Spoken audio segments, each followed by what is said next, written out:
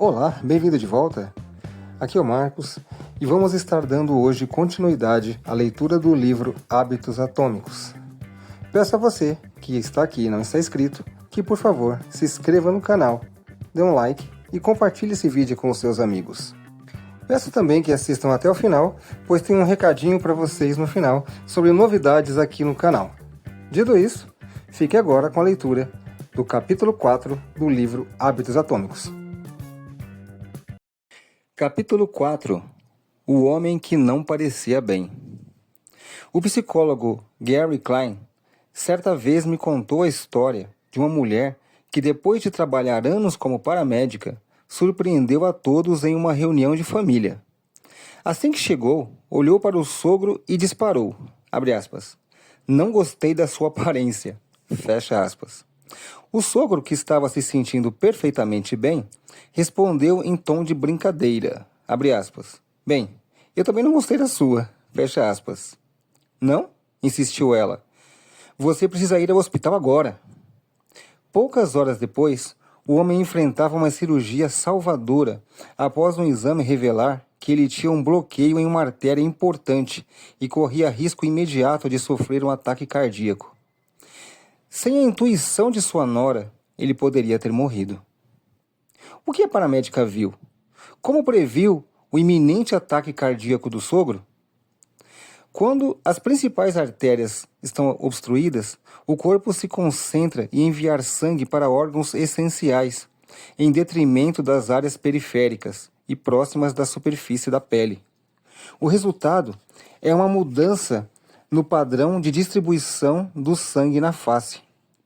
Depois de muitos anos trabalhando com pessoas com insuficiência cardíaca, a mulher havia, sem saber, desenvolvido a capacidade de reconhecer esse padrão de imediato. Ela não conseguia explicar o que percebera no rosto do sogro, mas sabia que algo estava errado. Há história semelhante em outras áreas. Por exemplo, analistas militares capazes de identificar qual bip em uma tela de radar é um míssil inimigo e qual é um avião da própria frota, embora ambos viajem na mesma velocidade e altitude e pareçam idênticos ao radar em quase tudo. Durante a Guerra do Golfo, o tenente-comandante Michael Riley salvou um porta-aviões de guerra ao ordenar que um míssil fosse abatido, apesar de o míssil ser exatamente igual aos aviões do próprio navio no radar. Ele tomou a decisão correta, mas nem os oficiais superiores conseguiram explicar como ele fez isso. Sabe-se que curadores de museus são capazes de distinguir entre uma obra de arte autêntica e uma excelente falsificação, mesmo que não lhe digam com exatidão quais detalhes o fizeram chegar a essa conclusão. Radiologistas experientes conseguem analisar uma tomografia cerebral e prever a área em que ocorrera um derrame antes que quaisquer sinais óbvios sejam visíveis para o olho destreinado. Já ouvi falar de cabeleireiros que percebem se uma cliente está grávida com base apenas na textura do seu cabelo. O cérebro humano é uma máquina preditiva. Ele absorve continuamente o entorno e analisa as informações que encontra. Sempre que você experimenta algo repetidamente, como um paramédico observando pacientes com ataque cardíaco ou um militar que visualize mísseis, seu cérebro começa a perceber o que é importante, classificando os detalhes, identificando os estímulos relevantes e catalogando as informações para uso futuro. Com prática suficiente, você consegue captar os estímulos que predizem certos resultados sem pensar conscientemente nisso. Automaticamente, seu cérebro codifica as lições aprendidas através da experiência. Nem sempre conseguimos explicar o que estamos aprendendo, mas o aprendizado acontece ao longo do caminho, e sua capacidade de perceber os estímulos relevantes em uma determinada situação é a base de todos os seus hábitos. Subestimamos o quanto nosso cérebro e corpos fazem sem pensar. Você não diz a seu cabelo para crescer, ao coração para bater, pulmões para respirar ou ao seu estômago para digerir. E, no entanto, seu corpo lida com tudo isso e muito mais no piloto automático. Você é muito mais do que seu consciente. Analisemos a fome. Como sabe quando está com fome? Você não precisa ver um cookie na bancada da cozinha para perceber que é hora de comer. O apetite e a fome são governados de forma não consciente. Seu corpo tem uma variedade de ciclos de feedback que gradualmente o alertam quando é hora de comer e que acompanham tudo o que acontece ao seu redor e dentro de você. Os desejos surgem graças às substâncias químicas que circulam pelo corpo. De repente você está com fome, mesmo sem saber o que o estimulou. Esse é o insight mais surpreendente sobre nossos hábitos. Você não precisa estar ciente do estímulo para o hábito começar. Você pode perceber uma oportunidade e agir sem se conscientizar dela. É isso que torna os hábitos úteis. É também os que o torna perigosos. À medida que os hábitos se formam, suas ações emergem sob o comando de sua mente automática e não consciente. Você repete velhos padrões antes de perceber o que está acontecendo. A menos que alguém lhe mostre, você não consegue notar que cobre a boca com a mão sempre que ri. Pede desculpas antes de fazer uma pergunta ou tem o hábito de terminar as frases de outras pessoas. E quanto mais repetir esses padrões, é menos provável questionar o que está fazendo e por que está fazendo. Certa vez, ouvi falar de um balconista que foi instruído a cortar ao meio cartões presentes vazios, depois que os clientes gastassem todo o saldo. Um dia, vários clientes pagaram com cartões presente em sequência. E quando a pessoa seguinte se aproximou, o funcionário passou o cartão de crédito do cliente, pegou a tesoura e o cortou ao meio, totalmente no piloto automático. E só depois viu o cliente atônito e percebeu o que acabara de acontecer. Outra mulher que conheci em minha pesquisa foi uma ex-professora de pré-escola que havia mudado para um emprego corporativo. Mesmo trabalhando com adultos, seus velhos hábitos não a abandonaram, e ela perguntava aos colegas de trabalho se tinham lavado as mãos depois de ir ao banheiro. Também soube da história de um homem que passou anos trabalhando como salva-vidas, e sempre que via uma criança correndo, gritava: "Caminhe!". Com o tempo, os estímulos que acionam nossos hábitos se tornam tão comuns que ficam invisíveis. As guloseimas no balcão da cozinha, o controle remoto ao lado do sofá, o telefone em seu bolso. Nossas respostas a essas sugestões são tão arraigadas que parece que a vontade de agir vem do nada. Por isso, devemos iniciar a mudança de comportamento com consciência. Antes de construirmos novos hábitos de forma efetiva, precisamos entender os atuais. Isso é mais desafiador do que parece, porque uma vez que um hábito esteja enraizado, é na maior parte não consciente e automático. Se um hábito permanece sem sentido, você não pode esperar para melhorá-lo. Como o psicólogo Carl Jung disse, abre aspas, até que transforme o inconsciente em consciente, ele direcionará sua vida, e você o chamará de destino. Fecha aspas. Avaliação de hábitos. O sistema ferroviário japonês é considerado um dos melhores do mundo. Se pegar um trem em Tóquio, notará que os condutores têm um hábito peculiar. Enquanto cada operador percorre o trem, executa um ritual de apontar para os diferentes objetos e dizer os comandos. Quando o trem se aproxima de um semáforo, o operador aponta para ele e diz, abre aspas, o sinal está verde, fecha aspas. Quando o trem entra e sai de cada estação, o operador aponta para o velocímetro e fala a velocidade exata. Na hora da partida, o operador aponta para o cronômetro e declara a hora. Na plataforma, outros funcionários realizam ações semelhantes. Antes de cada trem partir, os membros da equipe apontam para a borda da plataforma e dizem, abre aspas, livre, fecha aspas. Cada detalhe é identificado, apontado e declarado em voz alta. Esse processo, conhecido como apontar e falar, é um sistema de segurança projetado para reduzir erros. Parece bobo, mas funciona incrivelmente bem. Apontar e falar reduz os erros em até 85% e os acidentes em 30%. O sistema de metrô MTA em Nova York adotou uma versão modificada que é apenas apontar. E, no período de 2 anos de implementação, os incidentes de paradas incorretas de metrô caíram 57%. Apontar e falar é tão eficaz porque leva um hábito não consciente para um nível mais consciente. Como os operadores do trem devem usar os olhos, mãos, bocas e ouvidos, é mais provável que notem problemas antes que algo dê errado. Minha esposa faz algo parecido. Sempre que estamos nos preparando para sair para uma viagem, ela declara em voz alta os itens mais essenciais em sua lista. Abre aspas. Estou com minhas chaves, estou com minha carteira, estou com meus óculos, estou com meu marido. Fecha aspas. Quanto mais automático se torna um comportamento, é menos provável que pensemos conscientemente nele. E quando fizemos algo 1000 vezes antes, começamos a ignorar as coisas. Assumimos que a próxima vez será como a última. Estamos tão acostumados a fazer o que sempre fizemos que não paramos para questionar se é a coisa certa a fazer. Muitos dos nossos fracassos de desempenho são, em grande parte, atribuíveis à falta de autoconsciência.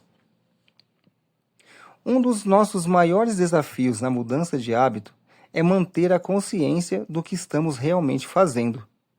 Isso ajuda a explicar por que as consequências dos maus hábitos podem nos surpreender. Precisamos de um sistema apontar e falar em nossas vidas pessoais. Essa é a origem da avaliação de hábitos, um exercício simples que você pode utilizar para se tornar mais consciente do seu comportamento.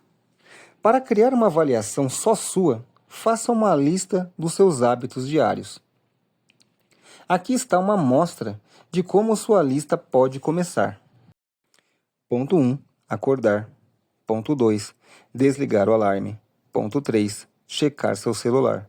Ponto 4. Ir ao banheiro. Ponto 5. Pesar-se. Ponto 6. Tomar banho. Ponto 7. Escovar os dentes. Ponto 8. Passar fio dental. Ponto 9. Passar desodorante. Ponto 10. Pendurar a toalha para secar. Ponto 11. Vestir-se. Ponto 12. Fazer uma xícara de chá. E assim por diante. Depois de concluir sua lista, observe cada comportamento e pergunte a si mesmo: esse é um bom, mau ou hábito neutro? Se for um bom hábito, escreva um sinal de mais ao lado dele. Se for mau, escreva o sinal de menos. Se for neutro, escreva o sinal de igual. Por exemplo, a lista anterior poderia ficar assim. Ponto 1. Acordar. Ponto 2. Desligar o alarme, igual. Ponto 3. Checar seu celular, sinal de menos.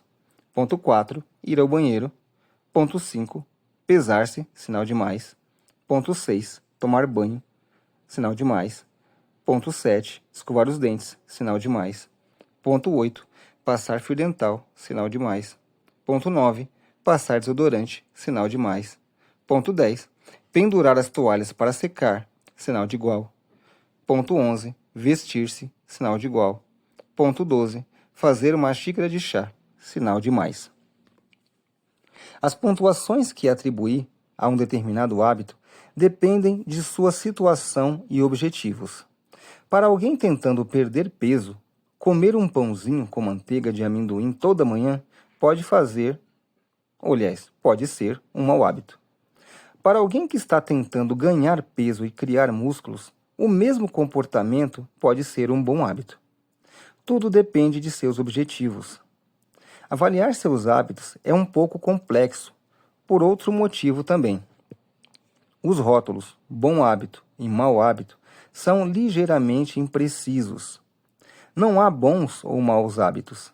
Existem apenas hábitos eficazes, ou seja, eficaz na resolução de problemas.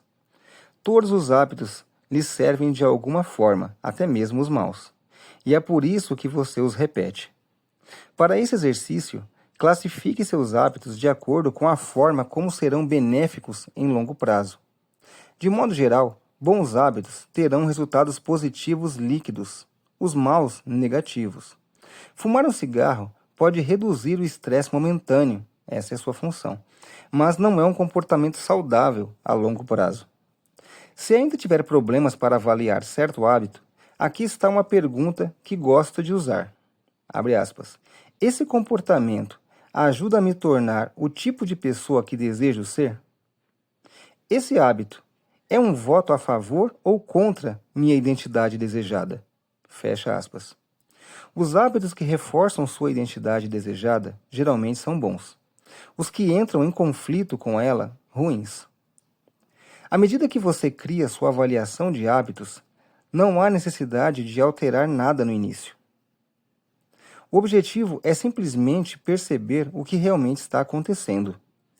Observe seus pensamentos e ações sem julgamento ou críticas internas. Não se culpe por suas falhas. Não se elogie por seus sucessos.